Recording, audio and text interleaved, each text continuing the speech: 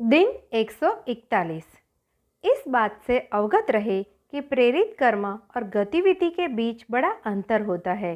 गतिविधि मस्तिष्क से उत्पन्न होती है और इसकी जड़ें अविश्वास व आस्था के अभाव में स्थित होती है, जबकि दूसरी ओर आप अपनी इच्छा को घटित कराने के लिए कर्म करते हैं।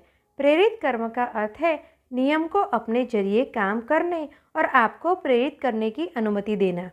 कोई कार्य करना मुश्किल महसूस हो सकता है, परंतु प्रेरणा से भरपूर कार्य अद्भुत महसूस होता है। दिन 142।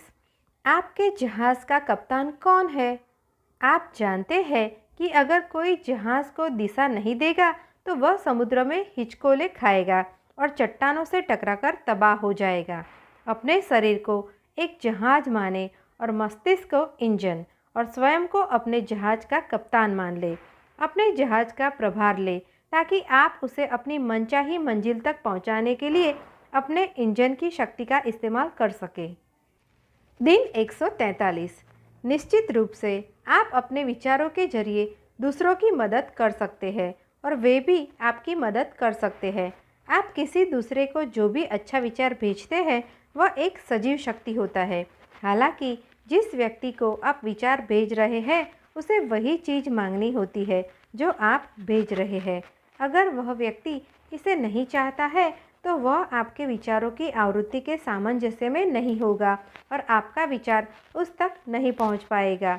आप किसी दूसरे की इच्छा के खिलाफ उसके जीवन में कोई सृजन नहीं कर सकते, लेकिन अगर उसकी इच्छा आपसे मेल खाती है तो आपके विचार उसकी मदद करने वाली सच्ची शक्ति बन जाते हैं।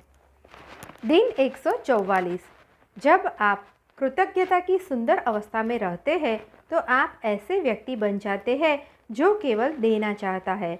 आप इतने कृतज्ञ बन जाते हैं कि यह आपके जीवन का एक महत्वपूर्ण उद्देश्य बन जाता है। आपको लगता है कि दिन भर में दूसरों को देने के लिए पर्याप्त अवसर ही नहीं मिल पा रहे हैं। आप खुशी देते हैं, आप प्रेम देते हैं, आप पैसे देते हैं, आप प्रशंसा देते हैं, आप बधाई देते हैं और आप दयालुता देते हैं।